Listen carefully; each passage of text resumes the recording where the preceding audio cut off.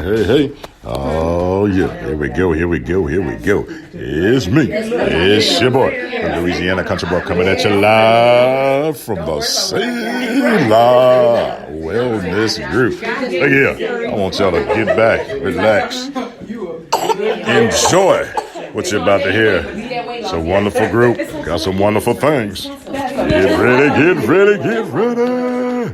I'm Tina Grimstead Campbell, and I am the founder of the Selah Wellness Group and the I Am Becoming Me Foundation. And we're just sitting around after a impromptu board meeting, and so we just wanted to come together and kind of talk about some pressing issues that are kind of going around that we hope that will help our audience. This is very, very impromptu, and we just want to say we thank you for taking the time to actually log on. We ask that you, as you log on, that you will like the Selah Wellness Group and the I Am Becoming Me Foundation, and to like and follow us on both Facebook and Instagram. I have a number of people here that are some of our committee members, and I just want to quickly go around the room and kind of introduce them, and then we're going to get started on a topic that is kind of near and dear to my heart. So we have Delphia Fuller, who is from Oklahoma, who is the executive director for the Selah Wellness Group. We have Donnie Lewis, who is a book author, and also he has his own organization called My Worthless 2 Cent. Thank you for joining us. We have Nikki Mosley, who is the executive director for the I Am Becoming Me Foundation. And then we have Claudia Miles, who is a new member to the Selah Wellness Group. So we want to thank her. And then we have Reverend Robert Campbell, who is my pastor and my husband. And so we are so glad that you guys have tuned in. We want to talk about a topic, an impromptu topic about something that troubled me on yesterday as I talked to a young man at the job. And we were talking about his childhood and how certain things has affected who he is. And so I guess if we were to title this podcast, it would be called I Just Want to Get to Worthy. And so it troubled me because when I was talking to this young man, and we talked about what he had gone through as a child, and he's a middle child, and but at 11 years old, he felt like that he had been called to what he said was the ministry. And now he's in his late 20s, almost 30, and he has literally never announced his calling. And so when we talked about that, he said that one of the reasons being is that everyone had certain expectations of him. And he said, not in a negative way, it's just that his parents, they felt like they knew what he was going to do when he grew up. And then he had brothers and sisters that depended on him, so they gave him a title. And then he went to theology school because in his heart of hearts, he knew that was his purpose. He finished, and then he became a CNA. And then there was some struggle where he lived. He came from Brownsville. So he left Brownsville and came to Houston to become a caregiver. So if you see the process, he's wearing all these different titles. And then he ended up with diabetes, and so he started working so that he could have insurance. So what he did is he decided that working where he's working now would have to be where he needed to be so that, one, he could take care of his parents financially, two, so that he could have the proper insurance. But it has come a time where, and purpose will follow you no matter where you go. And so that's where he is. In his heart of heart, he knows what his purpose is, and yet he can't get to purpose by himself. And so when we talked about it, I asked him what was one of his greatest fears, and he said not feeling worthy. And so that really, really affected me, and it affected him in the sense where he started to cry. But I embraced the fact that, especially as a male, as a young male, that not only did he realize that purpose was calling him, he also realized that he was not doing what God has called him to do. And part of the reason for that was because he felt like that he wasn't worthy. And so today I want to talk about that because I have struggled with that much in my life, not feeling worthy. Now, that's not anyone's fault. There's no sense in me saying, well, I went through this and that's why I don't feel worthy, or I went through that. You know, this mind is so powerful that it will take over and take charge if we let it. And so not feeling worthy, that's a choice. And I know, Donnie, you talked about that. What we go through is a choice. So not feeling worthy is a choice. So what I have learned to do through the years is, first of all, I have to accept that that's my feeling. And that's with anything. You know, we may sit around this room and have a disagreement on feeling worthy, and maybe some of you have never had issue with that. But what we have to agree with is that that's my feeling. And your feeling may be different, that's your feeling. So I wanted to kind of talk about worthy, and for those of us that don't feel worthy, how did we get to that place, and how do you get out of that place? And so what I had to finally do is get to a point of acceptance. Not accepting that I'm not worthy, but accepting the feeling of not feeling worthy. And then from getting to that place, then you get to the point of getting healed. But you got to accept that there's issue before you can accept the need for healing. So I kind of want to go around the room and kind of start a dialogue so that we can understand what is worthiness. And for those of us that maybe at a time in your life didn't feel worthy, or maybe you're there now, and kind of maybe we can help the Facebook audience or the audience at large to understand that, you know, you're not alone. And there are resources and help, because that's where the Selah Wellness Group comes into play, is we provide resources for mental health and mental wellness, and also for mental wellness. And so we want to make sure that we have an understanding of exactly what that is and how we can get to the place of feeling whole. Anybody? So when this came up, when you talked to us about this, and again, I guess for me it starts with foundation. Mm-hmm. That's where I kind of went to when you said that. He said, if I can just get to worthy. For me, my foundation, I went straight to the Bible. Mm-hmm. That's me. Mm-hmm. And I found a passage in 1 Peter, the 3rd chapter, and it talks about it. It says in verse 4, it says, verse 3, don't let your adornment be merely outward, arranging the hair, wearing the gold, or putting on fine apparel. Rather, let it be the hidden person of the heart, with the incorruptible beauty of a gentle and quiet spirit, which is very precious in the sight of God. So for me, first, that foundation is you got to know who you are. Mm-hmm. And I do realize there are a lot of people who maybe, now I had to get to that point though. Mm-hmm. I had to get to that foundational point. You know, I had parents that, you know, told me that, you know, I was worthy, I was worth it, that kind of thing. But as I grew up as an adult and, you know, went to college, went to high school, I just felt like that chunky kid that never, you know, I had already set in my mind I was going to be that person that stayed at home, took care of my parents. You know, I wasn't going to ever get married, you know, because I'm not the Coke bottle. I ain't the image. Mm-hmm. I'm not the image. Mm-hmm. So I was like, you know, okay, I'm good with that.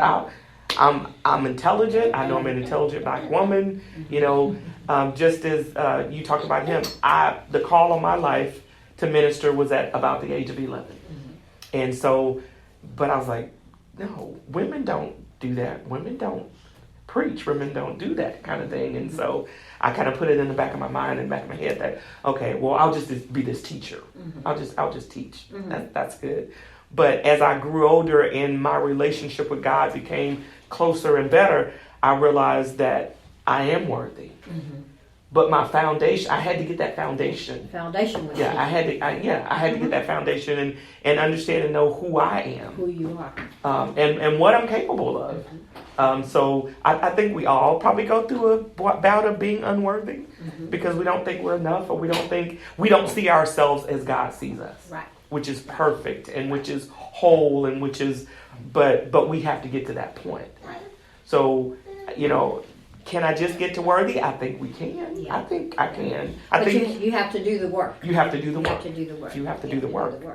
And worthiness and unworthiness is generational. You know what I'm saying? Because we are a product of our environment.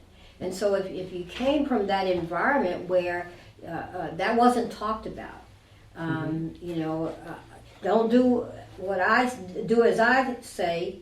That's what you had to do. Not. In other words, don't watch what I'm doing. You do what I say. And a lot of us came from that kind of culture.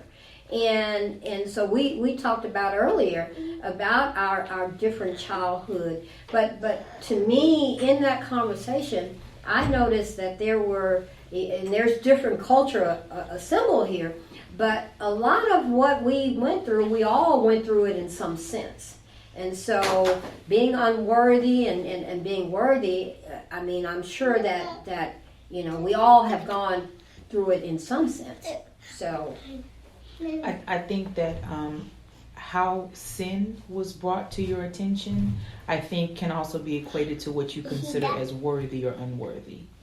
So you're taught these are the things that you do, these are the things that you don't do, this is what God expects, this is what I expect as your parent. And then when you get grown and you're on your own and you do that one thing that you remember mom and dad distinctly saying, okay, now you see her, that you will not. And I think that when you do something that may in your mind disappoint your parents, you've now disappointed God, you now feel unworthy because you didn't meet an expectation, or because you failed, or you made a mistake, or you did something that you knew was explicit. Me and him are living together.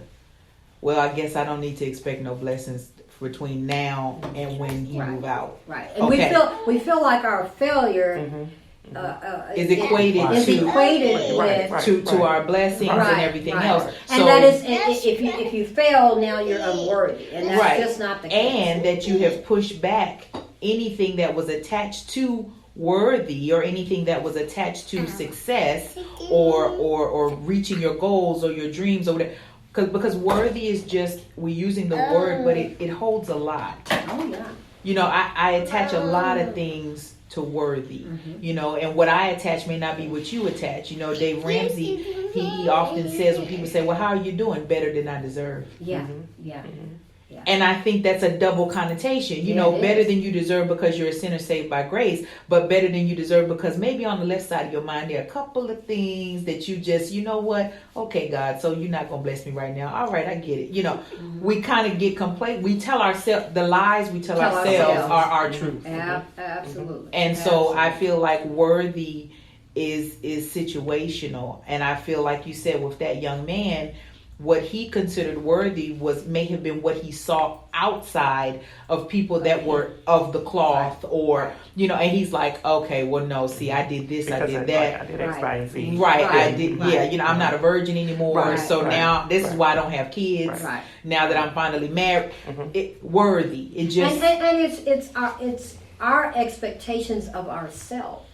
So if our expectations are low, then we're limiting what we perceive to be worthiness. Meanwhile, God has a full locker room, Right. and it's Right. like 50,000 lockers with your name on it, and He's waiting for you to get to locker 10, Exactly. but He can't get you to understand. No, I already forgave you for one. Exactly. I got Exactly. That's 10 the is key. what you keep asking me That's the for, key. and if we can We just don't get to forgive 1 through ourselves. 9, Right. That's we're it. gonna be good. Yeah. But Yeah. see, Lord, Yeah. no, I Yeah.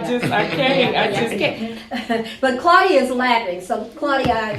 Well, no, because I can definitely relate to, the comments. My experience to getting worthy was different.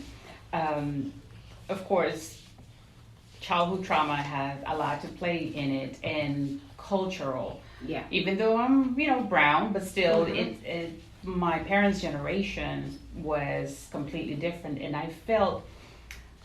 And now that you were talking about this young man that he knew his calling at 11, I think my calling was given to me at 10 when my sister gave birth. She was 16, and so it was just her and I and my father. A whole different story for another time, but it was mainly just the two of us. And so she went to school, and I stayed with the baby, and I was basically, the backup mother for my niece. And it was the most rewarding, satisfying happiness that I've felt in my life. And not only because I loved my sister, but I loved her, and I just couldn't understand how you could love two people so much. And I was so good at it without any instructions, any direction from an adult. It was my sister and I. My sister was 16. She was a young mother. So, I've always wanted to become a mother. And, in my journey of life as a woman, I didn't find the man that I thought deserved, or maybe God, was sending me that message. He doesn't deserve your kids. So I'm a late mother, but now in having my firstborn with this great ability to be someone so different, that's my calling. But until I didn't have kids, I didn't feel worthy because, most people, in our culture, she's 25, she's doesn't going have clubbing, kids. she don't go to church, Yeah, or yeah, she's yeah. shacking up, she Yeah. don't have kids. Yeah. She's not worthy Yeah. because they made me believe that for a woman to be worthy of her gender, you have to give birth. Yes. And that's just not true. It's not true. If it's meant to be, it will be. And once I became a mother, oh my God, my world it just Opened split up. in two. And so, I'm still working at that worthiness because some days I feel, am I doing enough for you? Yeah. Am I doing enough for the Yeah. other one? If I Yeah. give too much love to Bailey, Right. Riley's gonna feel Yeah. like some kind of Yeah. way. Yeah. So it's still it is a great process, but It's getting- challenging. it is very challenging. So challenging. getting to my worthy once I became a mother, it was eye opening. So Yeah. Meanwhile, the kids just know we love mom. Yeah. They don't think about it like we do. Right. Yeah. like, can I get the tablet? Can I get Right, a tablet? right. And you're going, do you know that I love you? Yeah. Yeah, okay. So, but here's the beauty of it as well is you have two vibrant young beings that God has charged you with, and so and this is what we want to break that cycle. Okay, you not feeling worthy, and we listen to your conversation on how you're raising them now, and so we can break that cycle of not feeling worthy, not knowing who you are, going through identity or identity theft, as I talk about it, and all of that. If we put all of that into our kids now, okay, then that cycle, that generational trauma, we can stop that. And so, as I always say, by us not, we have to take on and realize that what we're going through is for a reason. And it doesn't mean that we have to stay in that place of unworthiness, but we have to do the work. We have to want to get out of that place. well, like she said with the kids, a lot of times that challenge right there, that whole 18-year, 25-year group it can make you feel like a complete failure when you're like pouring in your kid and you're pushing, you don't do this and don't, you're setting boundaries, you're doing all this, and then they fail or something. But it goes back to, and I understand what you're saying, we're right back at that place of failure does not dictate Right. worthiness Right. or unworthiness. Right. But you see how it It'll continues. snowball. Just like you said, though, you said that we've been taught about sin and what sin is, and we've been in the church, and so it's like I've done that one sin, and So now the rest of I don't- this time frame is I gonna don't, be I don't boring. get anything, but like she said, we got to break that in that with our children and things like that. Yeah, you messed up. Yeah, but it's okay. Still love you. God still love you. Let's move on from here. And I let's, think that's part of it too. We don't always, in every household, you're not always taught to God in the same way. Right. I was always taught, I looked at God as a father coming in the house, and is it clean? Oh, it better had been. That's how God was, that's always how God was, because I viewed him as I viewed my male authority figures. Right. So then you take that view of God, and then you have a pastor or a godparent that's saying, "No, baby, God loves you. God is," and you're like, you're like, that's a different God. I wish I knew There's that a God. conflict there. It's This like, so- God, right? And you Yeah. have to break that with your Right. kids. Hey, Exactly. no, we And do you Well, notice that? even you got to break it with yourself first. Right. Let's hold Right. off on the kids. Right. Let's Right. break it with Let's yourself so it first. you don't goes back pass to it. you Then and goes you back to first. healing. So first I have to deal with this is what I saw growing up as who God was, but now me as a thinking I know I know adult, God. I know for better. myself. Yeah. So because I know better, then now I can go, oh, so I am worth it. So I really am. Irregardless of I did that sin or I lived in sin with my boyfriend, but it's still okay because God still loves me, Right. and then I'm still prospering. I wasn't. So I thought about you as you took care of your sisters. You had no idea what was coming down the pipe. Right. But you stayed at home, you took care of and knew how that was going to be, but it didn't take away from who you are now versus what you did. It actually, to me, enhanced you. I was going to say, you had to go through that right. process. It made you better. Yeah. But And that's why I believe that my definition of worthiness comes because of self-evaluation. Yeah. Right. Yeah. Correct. You Yeah. cannot live to the expectations of the world, or you'll never be worthy. That's right. So I look at it as if, along the lines of what you're saying, you're taught, but I look at my gift. Yeah. I look at my anointing. Yeah. I look at my purpose. Now, you do this, that too, Yeah. fine. Yeah. I want to be at 100. Yeah. Right. Yeah. Right. Yeah. So don't let other people define you. Exactly. You evaluate self. Yeah. Okay, I'm not worthy of $1 million because I don't know how to handle it. You'll admit that, But I'll right? take a $500,000. Right. Yeah. Right. Yeah. Right. I can handle that. Yeah, Right? yeah, God yeah. understands. I don't care if I don't please everyone. Yeah. Yeah. Yeah. Yeah. Right. I'm worried about God Yeah. and self. Yeah. So when you do a self-evaluation, you find out where you are. Yeah. Yeah. My gift, I apply. Yeah. And as I build, now I feel worthy. Yeah. Anything you're good at, Oh yeah. I don't care how I criticize you, you're gonna be. Yeah. Yeah. If you're a good cook, I can sit there all day. best cook. Yeah. Yeah. These beans Yeah. are awful. Yeah. You're like, I know that's. To you, but I got Right, three right, orders That's over Right, here. right, exactly. You Run out. may not. Yeah, don't Yeah. let circumstances Yeah. make Yeah. you Yeah. worthy. Yeah. Yeah. If you please God Yeah. That's right. Yeah. That's right. and you please self, Right. then everybody else should be okay. Yeah. And understanding that, there's still that burning question, okay? And we've talked about it at length. And one of the things you said in one of your sermons last week, you talked about don't leave your gift on the table. And we talked about that. And knowing what your purpose is and that sort of thing. But the question still remains for those of us, how do you get to worthy? You see what I'm saying? I mean, and that was one of the things that he kept saying. If I could just get to worthy. We have to understand that the only way that we can get to worthy is, that's our decision. And that's, I mean, for those of you that you feel good about yourself, that you don't struggle with identity, you don't struggle with self-esteem. I mean, you're already there, because a part of feeling worthy is having lack of self-esteem, not feeling like you're good enough. The anxiety of it all. So the burning question that he kept saying is, how do I get to worthy?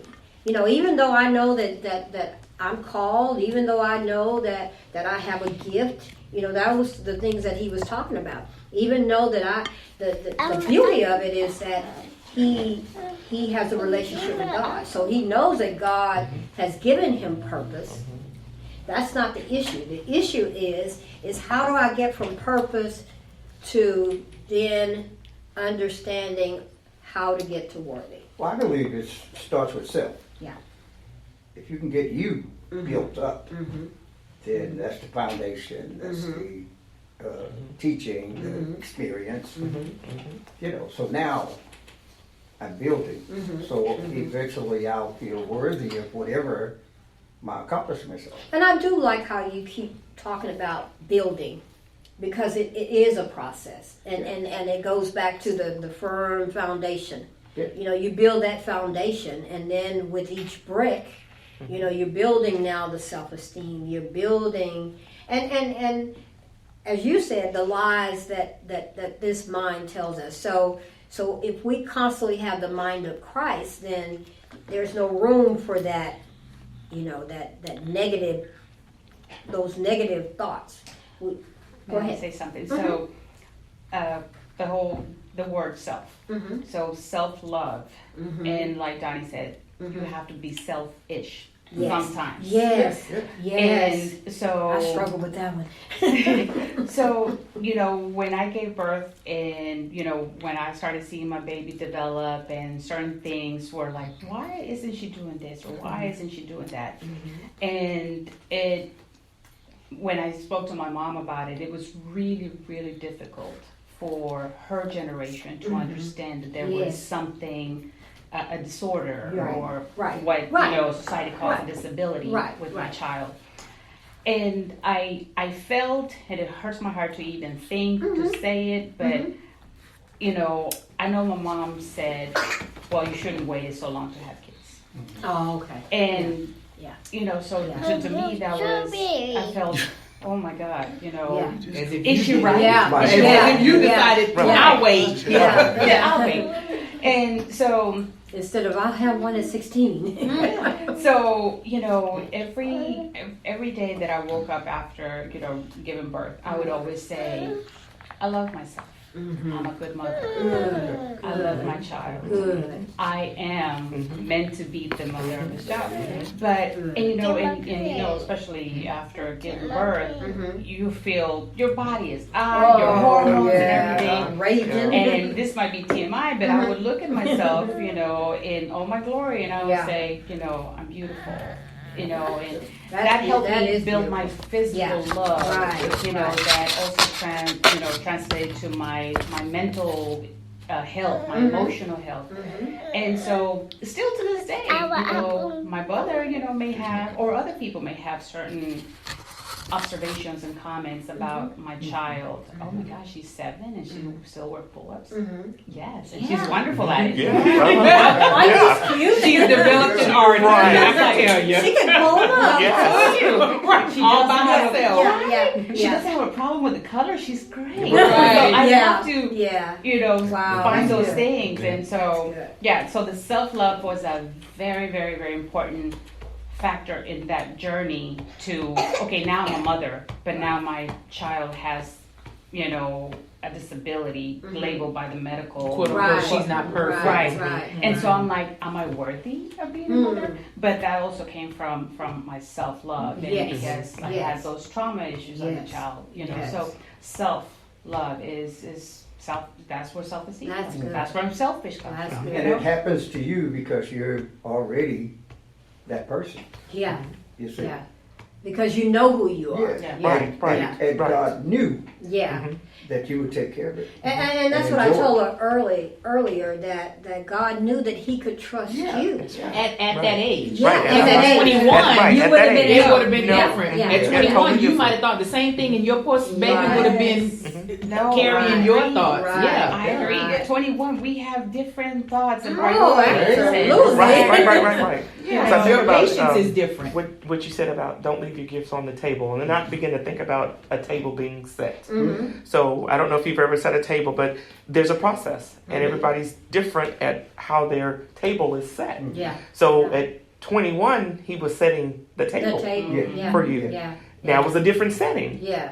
Yeah. Then now Yeah. the table is different. But at that time, you were not ready. But this table, I love myself. Yeah. I love Yes. being a mother. Yeah. I love who I am. Yeah. I love my child. I love Yeah, my child. yeah, That yeah. table is a little bit different.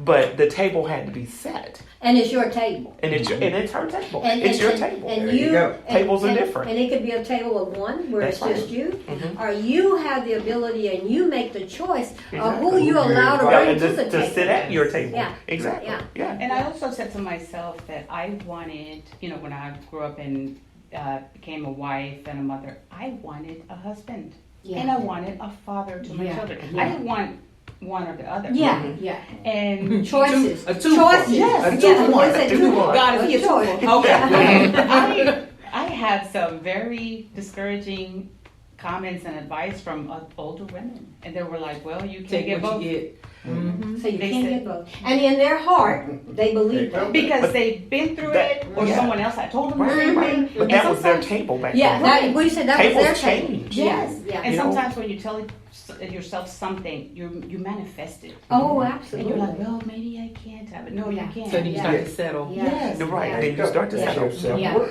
I Yeah. you You said already the same did. table. I deserve it. Girl, you're on the right road.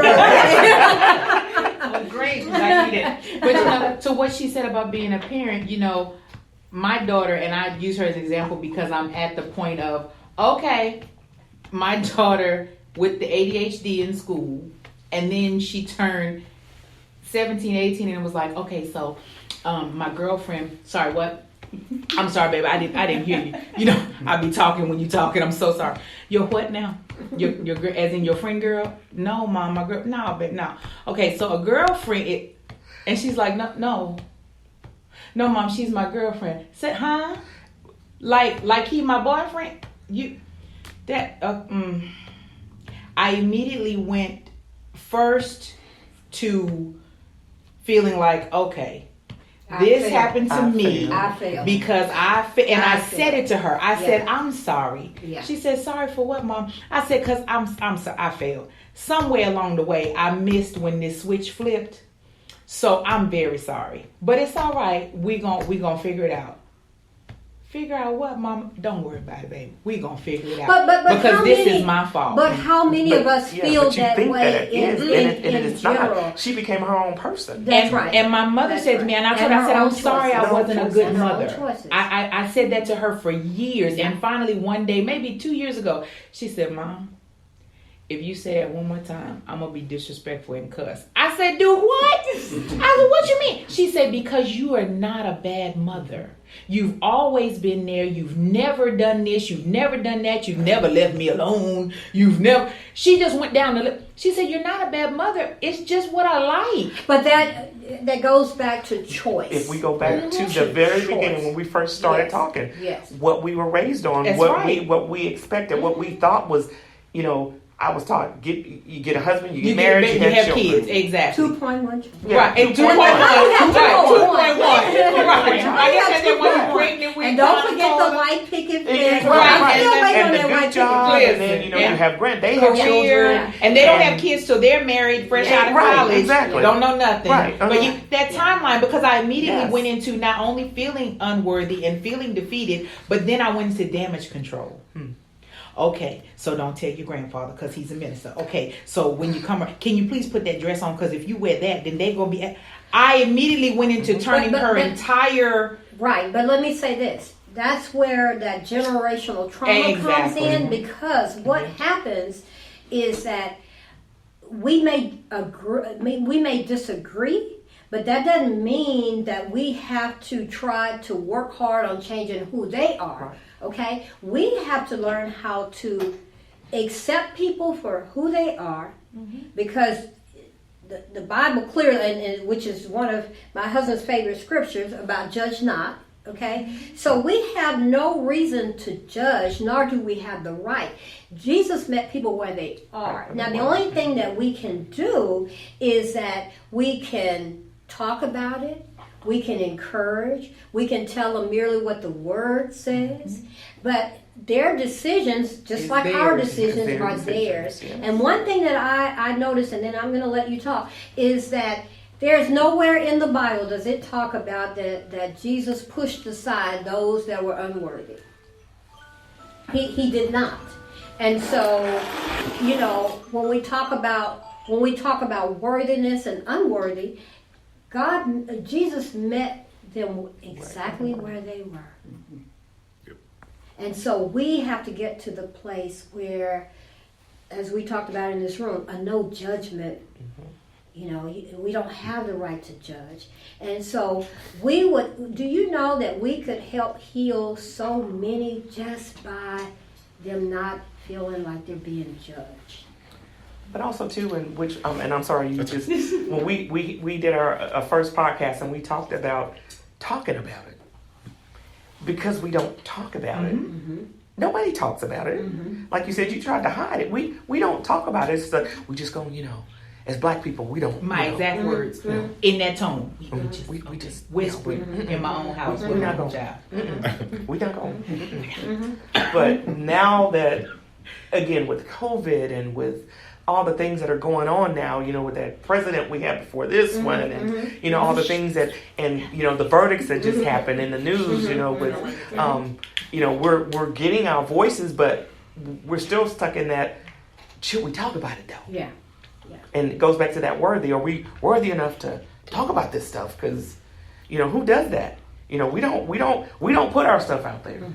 But God is saying, put your stuff out there. Yeah. There's so many people that need to hear, and like you said, if I go to a counselor, I want to go to a counselor that looks like me. Right.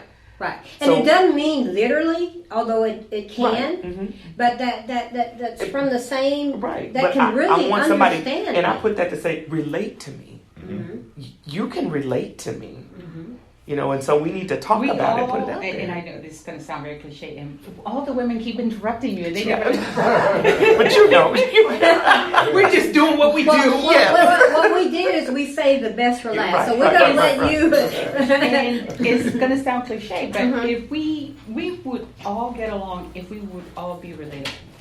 Right. that's very true. Very, very We have true. some of the same things going on Right. that went on. We were raised really in some of the same ways, maybe just a little bit more stricter, Right, than, you know. Right. But yes, Donnie. Oh no! And it was actually going to be directed at her because I don't. Maybe she did, and maybe y'all did catch the greatest thing that happened. You know what that was? She admitted it. No, she came to her. Yes. Yes. Yeah. Yes. Yeah. I mean, Yes. it doesn't matter about Yes. this over here. Yes. And when she was saying like, "Well, did I fail?" She came. Yeah. So that means that in itself, you know, It's big. you didn't fail. Right. You opened up a space Right. for Like me. you were saying earlier, Wow. because she would listen. Wow. Right. Mom That's listened. good. And that That's was, good. you know, that was the one thing I heard out of everything else. Yeah. Out of the, ooh, don't say nothing. Ooh, Yeah. we going to work on this. Yeah. It was like, she came. She came. Yeah. She came. right. Yeah. She came. That's She good. trusted and knew I could come to you and say, "Hey, mom, Right. my girlfriend." Yeah. Yes. That's a great Yeah. step. Yeah. And Yeah. that Yeah. like overshadows everything else. Absolutely. You know, because if you think about it, how many people go out and do whatever because they don't feel like they have, and I say go mom to. or dad, they don't have Right. that person. I have a friend of mine, we call it an accountability partner. Yeah. Yeah. When you don't have that person that you feel is going to be like, and you're okay with them That you holding can you count accountable, on. because Yeah. the crazy thing is even the worst of people want somebody to hold them accountable Yeah. Yeah. and be like, Yeah. You know, we if you see and I could be wrong, but if you see the the groups and the people that have the massive amount of people around them, those are people that are go-alongs. They're go-alongs. Yes. When you find that even that big group, over to the side, they have like just one or two people. But there's a massive group. Right. But you always with them. Yeah. Because Yeah. them right there, Yeah. them the ones. Them the ones I can always go to. Oh, yeah. Them the ones gonna be like, don't be doing that. Yeah. Look, Yeah. look, no. But y'all gonna do whatever. If it's go jump off a roof, go on. You should jump off that Yeah. roof. Right. You know, do what is it? Do what you feel. If it feels good, do it. Yeah. And we miss that, and that's the greatest part. That's the greatest thing is again for us as people, each and every one of us is to open ourselves up to whomever it may be will come to us. And that's the beauty of this group is that it is a group of service.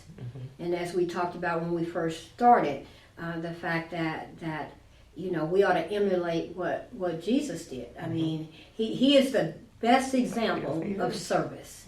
And so that's what we want. And that's the beauty of this organization, and that's what we're trying to get across to everyone else, and to definitely want to be able to serve others. And that's why our stories are so important, and that's why the need for this is important. And the one thing that we want to take away from this is that the Selah Wellness Group is just that. We are a service organization, and we want to make certain that we get the word out of the importance of mental health, mental wellness, as we talk so often about, and just knowing that after pain lies purpose, and that we don't want to leave our gifts on the table, because all of us were uniquely designed. As I talk about all the time, Jeremiah 29:11, I know the plans that I have for you. And so with that in mind, we could go on and on about this, but we want to go ahead and end this, and understanding that there are so many topics that in the upcoming year that we want to make sure that we talk about. And then we want to encourage those that are listening, whether it be on Facebook or Instagram, that if there is a need, if there are some questions, if there are some questions about worthiness and not knowing who you are, that they will reach out to us, because that's what we're about. That's right. Wonderful. All right. Okay? Wonderful. Yes. Thank you guys, and it has been already a wonderful journey, and so I just want to say thank you, and good night.